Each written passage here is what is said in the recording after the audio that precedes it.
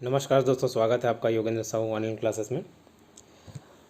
मेरे classes offline attend करने के लिए या फिर पेड ऑनलाइन क्लासेस अटेंड करने के लिए कांटेक्ट करें 8770123687 पर। साथ ही योगेंद्र साहू ऑनलाइन क्लासेस को सब्सक्राइब करें। मेरे चैनल पर जाएं और प्लेलिस्ट में जाकर देखें, आपको कॉम्पिटिटिव एग्ज़ाम से रिलेटेड सारे सब्जेक्ट्स की तैयारी आपको फ्री में करने को मिल जाएंगे। ठीक है, प्लेलिस्ट में जाइए, चाहे आप CGPSC प्री दिला रहे हो, मेंस दिला रहे हो, चाहे इंडिया लेवल के किसी भी एग्ज़ाम्स आप फाइट कर रहे हो, SSC, रेलवे, बैंकिंग, सारे सब्जेक्ट वाइज आपको प्लेलिस्ट में टॉपिक मिल जाएंगे। ठीक है, आप सब्सक्राइब कीजिए चैनल और प्लेलिस्ट में जाके सारे वीडियोस देखिए। धन्यवाद। Hello friends, welcome to Yogendra Sahu online classes. इस वीडियो सीरीज़ के माध्यम से हम CGPSC मेंस पेपर 7 का पार्ट 1 कवर कर रहे हैं। हमने टॉपिक वाइज, सिलेबस वाइज सारे टॉपिक कवर किया है। जैसे ये फर्स्ट टॉपिक है, भारतीय समाज में सामाजिक बदलाव साधन के रूप में सामाजिक विधान, मानवाधिकार संरक्षण, घरेलू हिंसा, भारतीय संविधान, IPC, CRPC और सिविल अधिकार संरक्षण अधिनियम। आज हम ST/SC अत्याचार निवारण अधिनियम 1989 को कवर करने वाले हैं। तो आइए स्टार्ट करते हैं। तो सबसे पहले हमें यह जानना होगा कि अनुसूचित जाति क्या है और अनुसूचित जनजाति क्या है। ठीक है, तो देखते हैं। अनुसूचित जाति, अनुसूचित जाति से तात्पर्य ऐसे लोगों से हैं जो प्राचीन समय में वर्ण पदानुक्रम व्यवस्था में शामिल नहीं थे। वर्ण पदानुक्रम कहने से तात्पर्य है जो वर्ण व्यवस्था है प्राचीन काल से चली आ रही है ना, ब्राह्मण,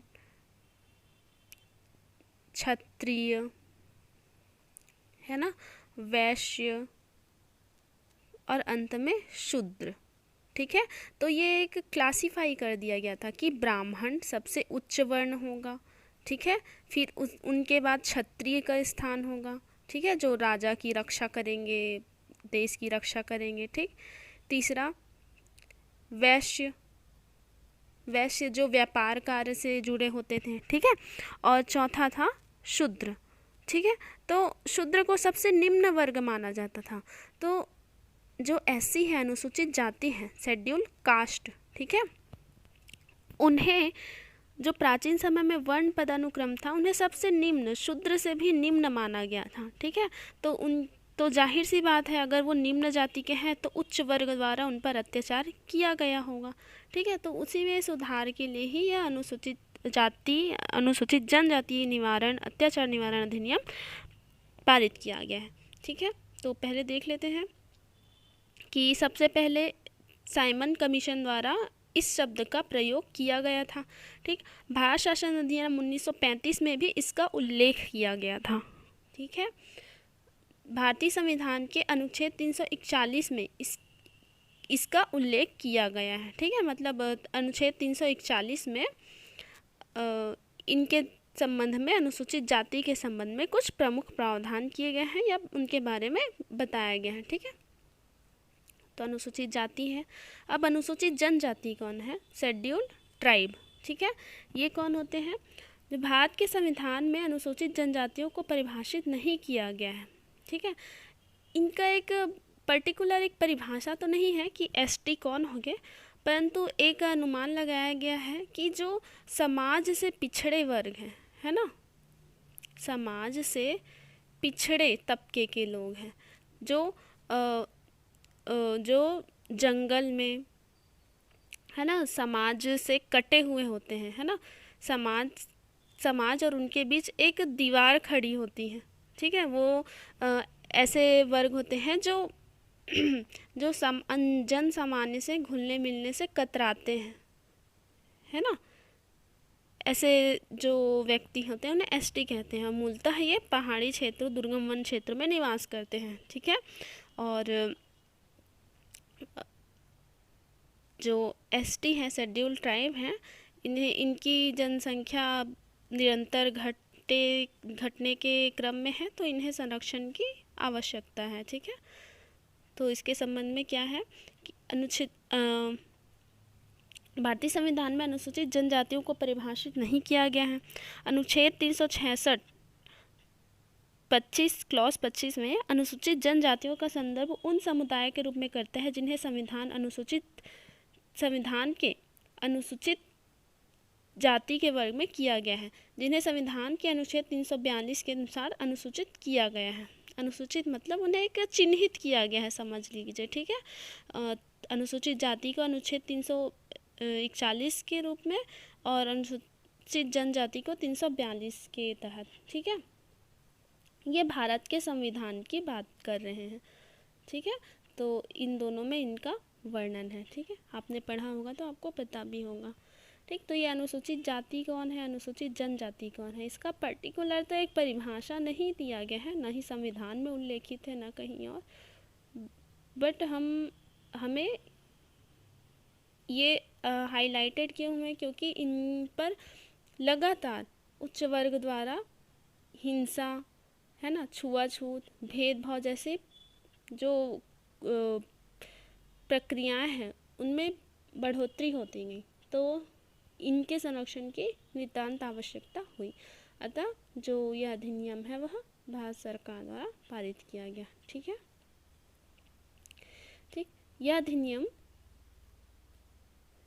11 सितंबर 1989 को अधिनियमित किया गया था, ठीक। फिर 30 जनवरी 1990 को उस समय जम्मू कश्मीर को छोड़कर संपूर्ण भारत में लागू किया गया था। अब वर्तमान में जम्मू कश्मीर भारत का हिस्सा है, ठीक है, केंद्र शासित प्रदेश बनाया गया है, ठीक।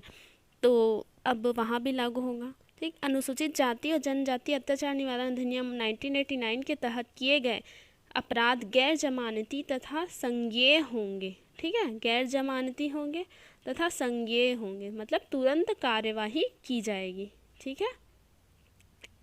अब देखते हैं, इस अधिनियम में कुल 5 अध्याय तथा 23 धाराएं हैं, ठीक है। 5 अध्याय और 23 धाराएं हैं, तो ये बहुत इम्पॉर्टेंट है। यह धाराएं, सभी धाराएं नहीं, कुछ धाराएं बहुत इम्पॉर्टेंट हैं। और लास्ट CGPSC मेंस में वर्ष 2018, 2019 तथा 2020 तीनों वर्ष लगातार, जब से यह सिलेबस ऐड हुआ है ना, जब से सिलेबस ऐड हुआ है, तीनों वर्ष इस अधिनियम से संबंधित प्रश्न किए गए हैं, ठीक है। कभी 15 नंबर पे, कभी 8 नंबर पे, 4 नंबर पे, ठीक। तो यह इम्पॉर्टेंट हो जाता है, तो ये अनिवार्य रूप से इसे ध्यान देकर पढ़ना है। तो चलिए आगे देखते हैं महत्वपूर्ण धाराएं क्या क्या हैं, ठीक। तो अनुसूचित जाति और अनुसूचित जनजाति अत्याचार निवारण अधिनियम 1989 की महत्वपूर्ण धाराएं। पहले देखते हैं परिभाषा। धारा 2, किसी भी अधिनियम में जो धारा 2 के अधीन, धारा 1 के अधीन उस अधिनियम में प्रयुक्त होने वाले शब्दावली जो होते हैं उन्हें परिभाषित किया जाता है कि उस शब्दावली में आखिर वह कहना क्या चाहते हैं। जैसे इस अधिनियम के तहत अत्याचार से क्या आशय है। अत्याचार अर्थात उन्हें अपने अधिकारों से वंचित करना, है ना, हिंसा का प्रयोग करना, मानसिक शारीरिक प्रताड़ित करना, ठीक है, ये अत्याचार की श्रेणी में आते हैं, ठीक। सामाजिक बहिष्कार करना। सामाजिक बहिष्कार कैसे हुआ कि उन्हें किसी भी सार्वजनिक स्थल में जाने से रोकना, ठीक है, उन्हें सामाजिक कार्यक्रम में भाग लेने से रोकना, कार्यक्रम में भाग नहीं लेने देना, ठीक है, और उन्हें समाज में सभी के सामने, मतलब समाज के सामने अपमानित करना, अपशब्द कहना, ठीक है। हाल ही में यूपी में ऐसा मामला सामने आया था कि किसी दूल्हे को घोड़ी में बैठने नहीं दिए थे, है ना, घोड़ी में बैठने नहीं दिए थे सामाजिक बहिष्कार के कारण, मतलब उनका बहिष्कार कर दिया गया था। वो निम्न जाति के थे, तो वह अगर किसी उच्च वर्ग, ब्राह्मण वर्ग के गली से गुजरते तो उन्हें पैर में जूते पहनना अलाउ नहीं था, है ना। अगर शादी ब्याह को कार्यक्रम है तो ढोल बाजे बजा नहीं सकते थे, घोड़ी नहीं चढ़ सकते थे। तो इस प्रकार के कुछ कुप्रथाएं प्रचलित हैं, तो उन्हीं पर लगाम लगाने के लिए यह अधिनियम पारित किया गया है, ठीक है। अब इसके तहत पीड़ित को भी परिभाषित किया गया है कि पीड़ित कौन होता है, जिसके ऊपर अत्याचार हुआ है वह पीड़ित है। ठीक है, साक्षी के को परिभाषित किया गया है कि जैसे अगर जिसके ऊपर अत्याचार हुआ है ना, और जो अत्याचार होते देखा है उन्हें, है ना, या फिर कोई सबूत है, जैसे सीसीटीवी है ना, सीसीटीवी कैमरा आज का वर्तमान का सर्वाधिक महत्वपूर्ण साक्षी इसे कहा जा सकता है। ठीक है, और इन सब का परिभाषा दिया गया है। ठीक, हम नेक्स्ट देखते हैं धारा 3, अत्याचारों के अपराध के लिए दंड। अब ये बहुत इम्पोर्टेंट है। ठीक है, लास्ट इससे क्वेश्चन भी बना था, तो आप ध्यान से पढ़िएगा कि इसके अंतर्गत अनुसूचित जाति व जनजाति के विरुद्ध होने वाले अत्याचार का प्रावधान किया गया है। ठीक है, उनके ऊपर जो भी अत्याचार किए जाते हैं उसके संबंधित प्रावधान धारा 3 में किया गया है। तो ये यहीं से जो महत्वपूर्ण धारा है वो यहाँ से स्टार्ट होता है, तो इसे ध्यान में रखिएगा। ठीक है, धारा 3। लास्ट हमने सिविल अधिकार संरक्षण अधिनियम 1955 पर भी डिस्कशन किया था। उन पर भी अत्याचार करने पर, उन्हें अस्पताल में प्रवेश करने पर, सार्वजनिक स्थल में प्रवेश करने पर, धार्मिक नियोग्यता लागू करने पर कुछ दंड के प्रावधान थे, है ना। वैसे ही इस अधिनियम में भी इनके खिलाफ, SC ST के खिलाफ अत्याचार करने पर दंड के प्रावधान किए गए हैं। ठीक है, आगे क्या कहता है ये कि यदि कोई गैर अनुसूचित जाति या जनजाति का व्यक्ति, है ना, जो गैर SC ST है, वो SC ST के प्रति निम्न प्रकार से व्यवहार करता है। क्या व्यवहार करते हैं, चलिए देखते हैं। कि उन्हें घृणाजनक या अखाद्य पदार्थ खाने पीने को मजबूर करना।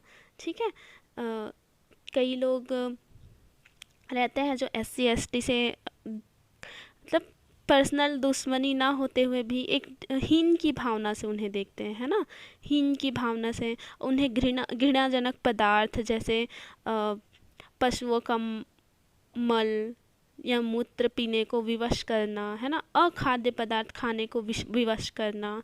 तो यह इस अधिनियम के धारा 3 के अंतर्गत शामिल है। ठीक, दूसरा, उनके दरवाजे पर घृणाजनक पदार्थ जैसे पशु के मल मूत्र या उनके शवों को डाल देना, है ना, शवों को डाल देना, या जबरन गटर साफ कराना, है ना, शवों को डाल देना। आपने सुना ही होगा, जैसे किसी गली मोहल्ले में अगर किसी पशु, है ना,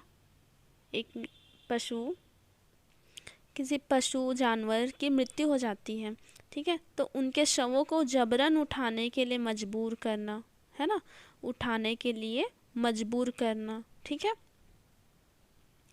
नेक्स्ट, उनका सामाजिक बहिष्कार करना। समाज से मतलब मैंने ऊपर समझाया था, सामाजिक बहिष्कार कर देना क्या होता है।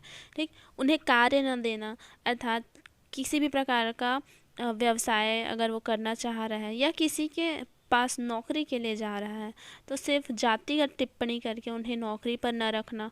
ठीक है, और क्या है, उन्हें शारीरिक चोट पहुंचाना, ठीक है, या उनके घर के आसपास या परिवार में उन्हें अपमानित करने या क्षुब्ध करने की नियत से कूड़ा करकट मल मृत पशु का शव या फसल फेंक देना, उनकी फसलों को काट देना। ठीक है, गैर कानूनी ढंग से उनके फसल काट लेना, उनकी खेती जोत लेना, उनकी भूमि पर कब्जा कर लेना। ठीक, भीख मांगने के लिए मजबूर करना या बंधुआ मजदूर के रूप में रहने को विवश करना, मतदान नहीं देना या किसी खास उम्मीदवार को मतदान करने के लिए मजबूर करना। ठीक है, यदि कभी मतदान होता है तो उन्हें मतदान नहीं देने पर विवश किया जाता है कि तुम मतदान नहीं दे सकते, है ना।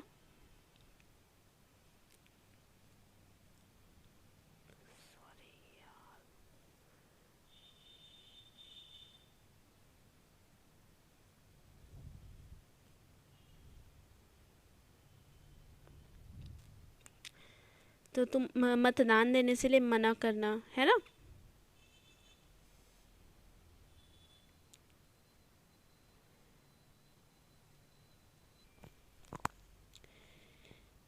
फिर नेक्स्ट है महिला का उसके इच्छा के विरुद्ध या बलपूर्वक यौन शोषण करना, ठीक, ये तो बहुत ही प्रचलित है, ठीक है। अपनी पावर का धौंस जमा कर या कुछ कर कर नीच जाति के महिलाओं का यौन शोषण करना, उन्हें विवश करना, ठीक है।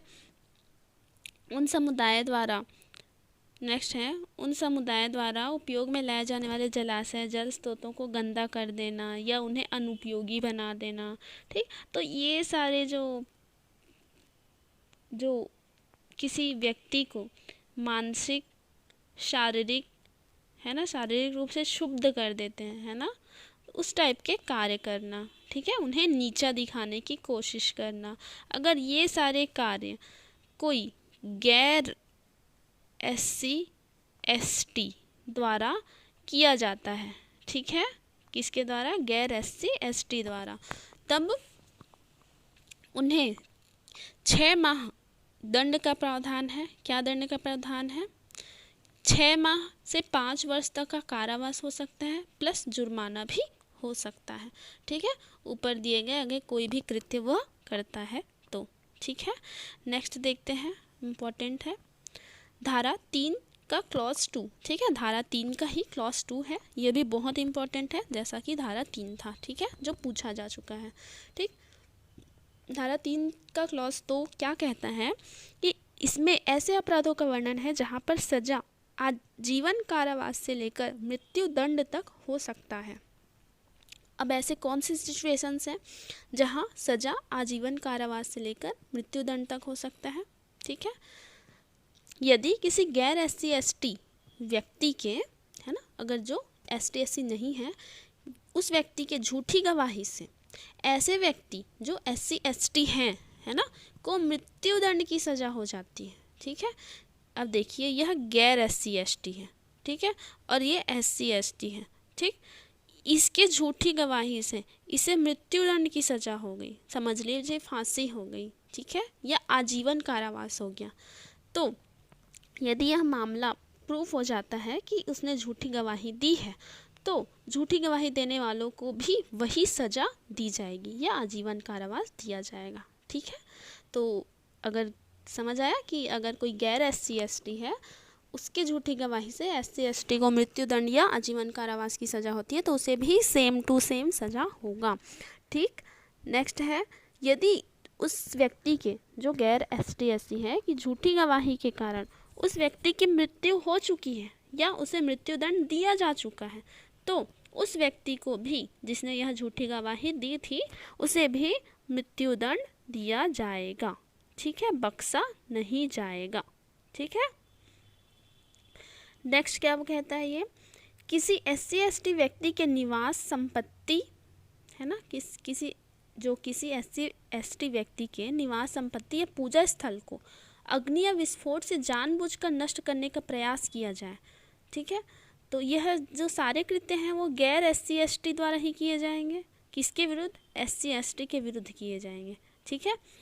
अगर उनके जो संपत्ति हैं या किसी भी पूजा स्थल उसको अग्नि या विस्फोट से जानबूझकर नष्ट करने का प्रयास किया जाएगा तो उसे आजीवन कारावास व जुर्माने से भी दंडित किया जाएगा। बताइए, सिर्फ उनके संपत्ति को आगजनी कर देंगे, है ना, अग्नि विस्फोट कर देंगे तो उन्हें आजीवन कारावास हो सकता है, तो ये बहुत बड़ा प्रावधान किया गया है, ठीक है। नेक्स्ट देखिए, ऐसा अपराध जिस हेतु IPC के तहत IPC 1860 हमने पढ़ा था, आपने नहीं देखा होगा तो पिछले वीडियो में जाके देख सकते हैं, ठीक है। अगर किसी व्यक्ति को, अगर ऐसा अपराध जिस हेतु IPC के तहत 10 वर्ष या उससे अधिक की सज़ा का प्रावधान है, ठीक है, अगर कोई व्यक्ति ऐसा अपराध करता है जिसमें IPC के तहत, अगर आप उस अपराध को करते हैं और IPC के तहत आपको 10 वर्ष या उससे अधिक की सज़ा हो सकती है और ऐसा अपराध SC ST के विरुद्ध किया गया तो उसे भी आजीवन कारावास और जुर्माने का सज़ा दिया जाएगा, ठीक है। तो समझ आया, IPC के तहत, IPC 1860 के तहत अगर किसी व्यक्ति को ऐसे अपराध के लिए 10 वर्ष की सज़ा का प्रावधान है और वह अपराध SC ST के विरुद्ध किया जाए तो उसे भी आजीवन कारावास और जुर्माने का प्रावधान किया गया है, ठीक है। तो धारा 3 का बहुत इंपॉर्टेंट था, धारा 3 और 3-2, ठीक है, 3 का क्लॉज 2, ठीक। तो ये ध्यान में रखिएगा। आगे बढ़ते हैं। धारा 4, ठीक है। धारा 4 में क्या बताया गया है? कर्तव्यों की उपेक्षा हेतु दंड। ठीक। अब कोई लोक सेवक है, लोक सेवक जैसे पुलिस हो गए, सबसे बड़े लोक सेवक हमारे, ठीक है, पुलिस हो गए, और अन्य भी लोक सेवक हैं जो से अधिकारी होते हैं, जो गैर SC ST हैं, ठीक है, अपने कर्तव्यों का पालन नहीं करते या इस अधिनियम के तहत जो भी नियम बनाए गए हैं, जो SC ST के विरुद्ध अगर कोई कार्य करते हैं, ठीक है, और इन्हें लोक सेवक के पास वह अपना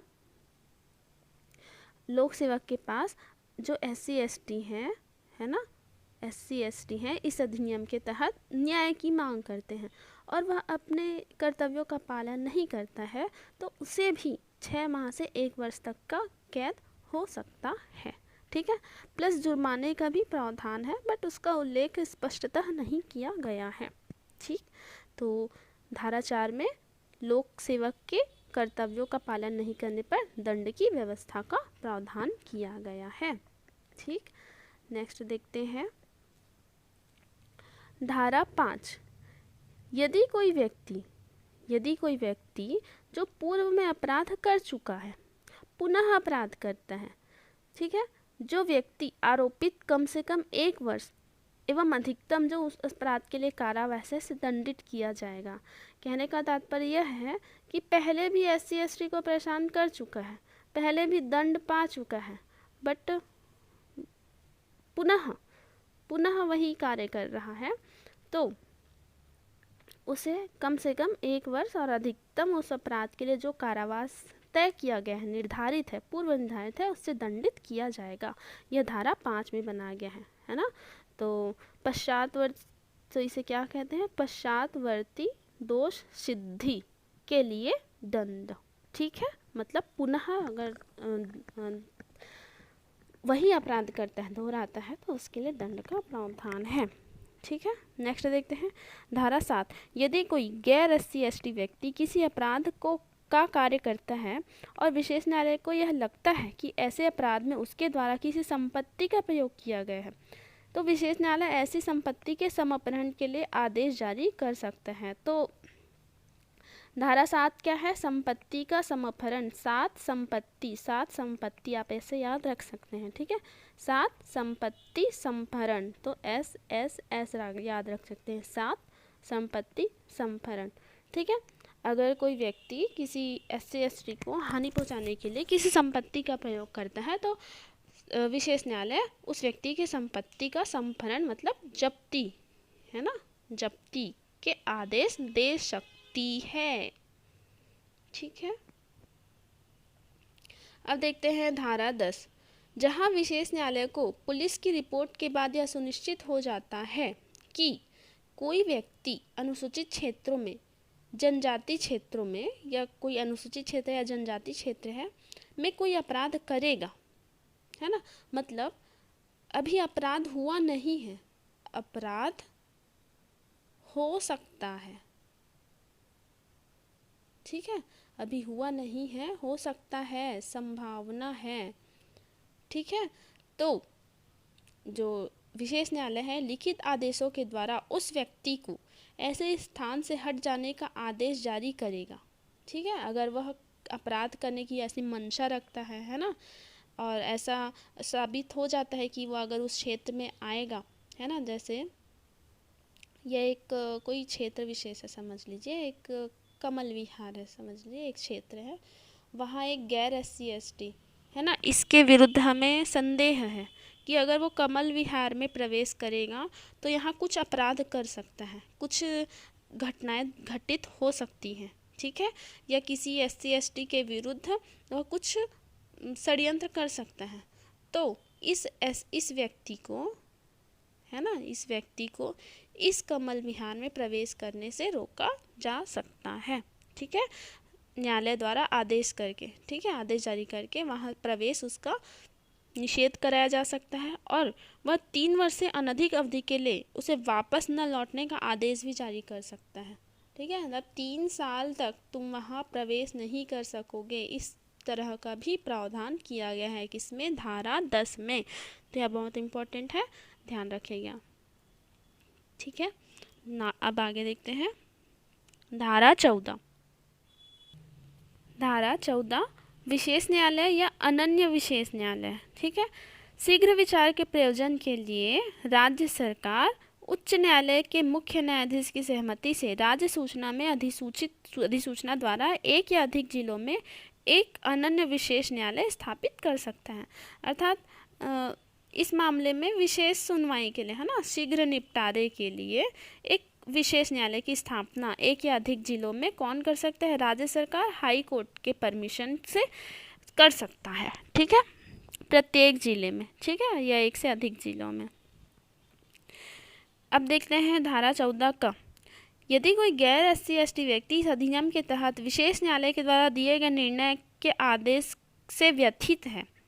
ठीक है, अगर कोई चैलेंज करना चाहता है ना, विशेष न्यायालय के निर्णय को, जो गैर SC/ST मतलब जिसके विरुद्ध हमने फाइल किया है और न्यायालय ने आदेश सुना दिया है, अगर वह संतुष्ट नहीं है तो वह इसके विरुद्ध उच्च न्यायालय में अपील कर सकता है, मतलब हाई कोर्ट में अपील कर सकता है, किंतु अपील की सीमा 90 दिवस की होगी तथा ऐसे अपील को ग्रहण करने के पश्चात इसे अधिकतम 3 माह की अवधि के भीतर निपटारा होना चाहिए। ठीक है, अगर आज फैसला आता है, ठीक है, आज मान लीजिए आज 1 जनवरी है और आज कोई फैसला आता है, ठीक है, तो इससे 1 जनवरी से अगर वो इस फैसले से खुश नहीं है तो 1 जनवरी से 90 दिन के भीतर वह हाई कोर्ट में अपील कर सकता है और इस मामले की सुनवाई 3 माह के भीतर कोर्ट द्वारा कर दी जाएगी। ठीक है, ऐसा प्रावधान है धारा 4 क में।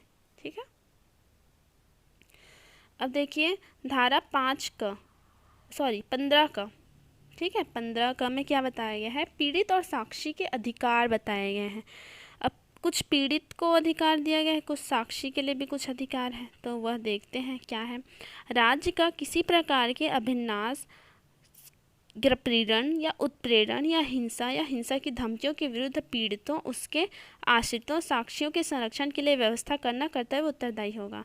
कहने का तात्पर्य यह है कि जो पीड़ित होंगे और जो साक्षी होंगे उनकी रक्षा का कर्तव्य किसका है? राज्य सरकार का होगा। ठीक है, उनकी सुरक्षा की व्यवस्था राज्य सरकार करेगा। ठीक,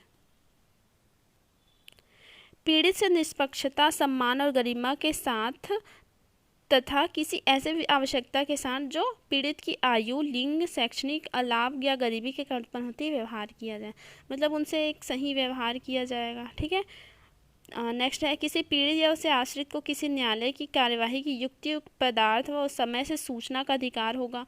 जमानत की प्रक्रिया शामिल है। विशेष लोक अभियोजक या राज्य सरकार पीड़ित को इस अधिनियम के अधीन किन्हीं कार्यवाही के बारे में सूचित करें, मतलब जो भी कार्यवाही चल रही है उसके संबंध में सूचना उन्हें दिया जाएगा। ठीक है, चौथा क्या है? किसी पीड़ित या उसके आश्रित को विशेष न्यायालय, अनन्य विशेष न्यायालय को किन्हीं दस्तावेजों या सारवान साक्ष्यों को प्रस्तुत करने के लिए पक्षकारों को समन करने या उपस्थित व्यक्ति की परीक्षा करने के लिए आवेदन करने का अधिकार होगा। ठीक है, वह समन भेज सकता है। ठीक है, और किसी को उपस्थित होने के लिए आवेदन भी कर सकते हैं। ठीक है, तो इन्हें सब अधिकार दिया गया है। ठीक है, उन्हें आश्रित, उनके जो पीड़ित हैं या उनके आश्रित हैं, दोनों को यह अधिकार दिया गया है। ठीक है, तो यह 15 क में है, पीड़ित और साक्षी के अधिकार। ठीक, और भी हैं बट ये इम्पोर्टेंट है तो इतने ही शामिल किया है मैंने। अब आगे देखते हैं धारा 16। ये कुछ छोटे छोटे धाराएं हैं, इन्हें आप एक बार पढ़ लें, शायद ध्यान में रह जाए तो आप पूछने पर इसे बना सकते हैं। एक बार पढ़ लीजिए कि धारा 16, राज्य सरकार द्वारा सामूहिक जुर्माना आरोपित करने की शक्ति। जैसा कि मैंने सिविल अधिकार संरक्षण अधिनियम 1955 में भी समझाया था कि अगर कोई समुदाय सामूहिक रूप से किसी पर, अन्य पर, व्यक्ति पर हिंसा करता है तो उन्हें सामूहिक रूप से दंडित किया जाएगा और ऐसी सूचना ढोल पीट कर दिया जाएगा। तो वैसा ही कुछ इसमें भी प्रावधान किया गया है कि सामूहिक रूप से जुर्माना आरोपित किया जा सकता है यदि किसी SC/ST पर सामूहिक रूप से अत्याचार किया गया हो। ठीक है, धारा 16 में। धारा 17, विधि और व्यवस्था तंत्र द्वारा निवारक कार्यवाही। ठीक है, जो भी कार्यवाही होगी वो विधि के अधीन किया जाएगा। ठीक है, यह कहा गया है। धारा 18 अधिनियम के अधीन अपराध करने वाले व्यक्तियों पर संहिता की धारा 438 का लागू न होना।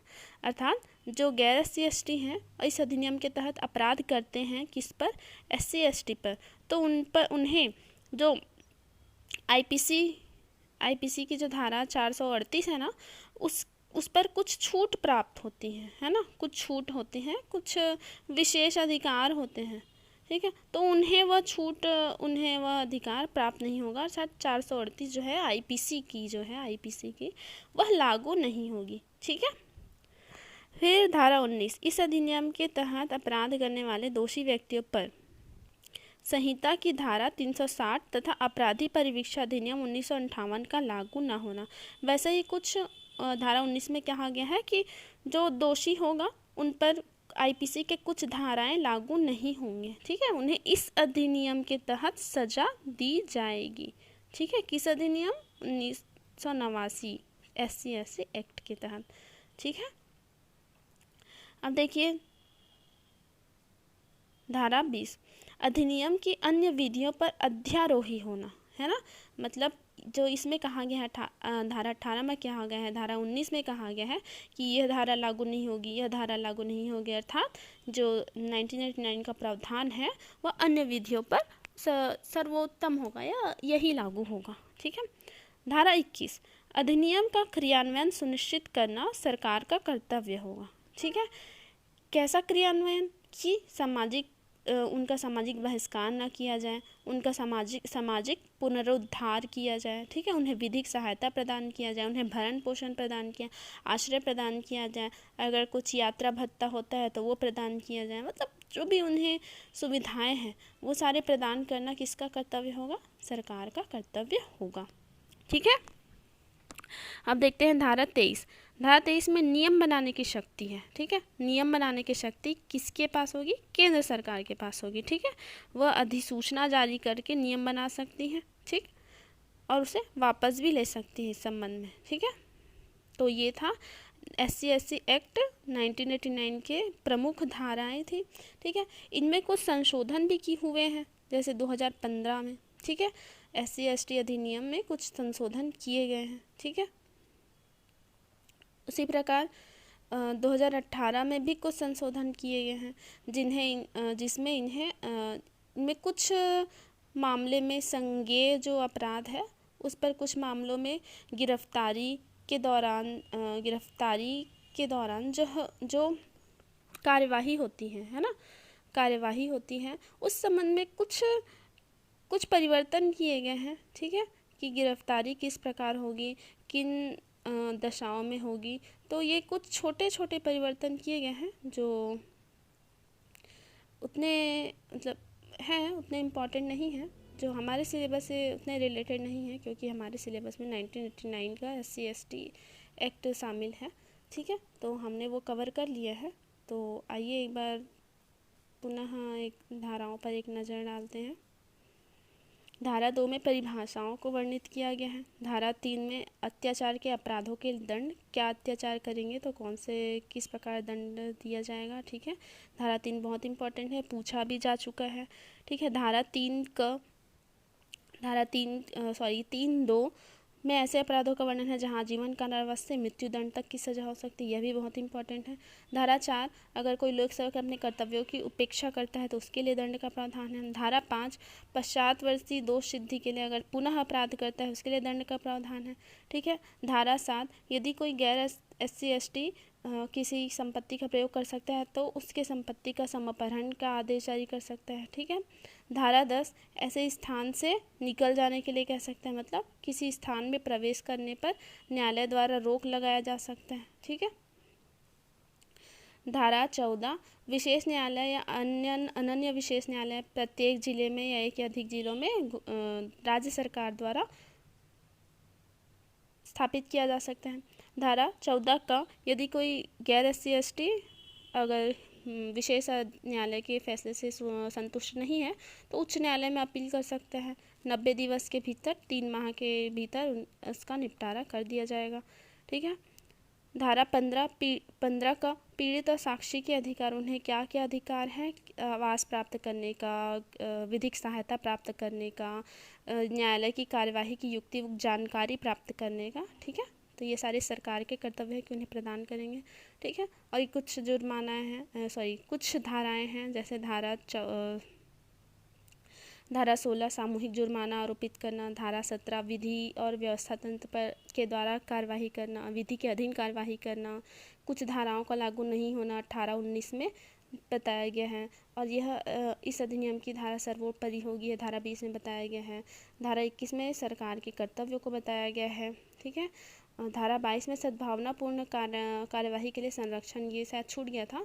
सद्भावनापूर्ण कार्यवाही के लिए संरक्षण अर्थात अगर कोई लोक सेवक सद्भावनापूर्ण अपने कार्यों को कर्तव्यों को संपन्न करता है तो उसे इस अधिनियम के तहत संरक्षण प्रदान किया जाएगा। ठीक है, उन पर किसी प्रकार का जैसे गैर SC/ST द्वारा उन्हें दबाव बनाया जाएगा कि तुम अपना यह केस बंद करो या ख़त्म करो, उन पर दबाव बनाया जाता है ना, तो इस दबाव से इन्हें संरक्षण प्रदान किया गया है। ठीक है, वैसे ही धारा 23 में नियम बनाने की शक्ति किसके पास? केंद्र सरकार के पास होगी। तो ये धाराएं इस अधिनियम में शामिल किए गए हैं और बहुत ही इम्पोर्टेंट अधिनियम है। लास्ट 3 साल लगातार इससे क्वेश्चंस किए गए हैं, है ना, 2018, 19 व 20 में। तो आगे भी चांसेस हैं कि इससे क्वेश्चन बने, तो इसे ध्यान से पढ़िएगा। और वीडियो अच्छा लगे तो लाइक सब्सक्राइब करिएगा। Thank you.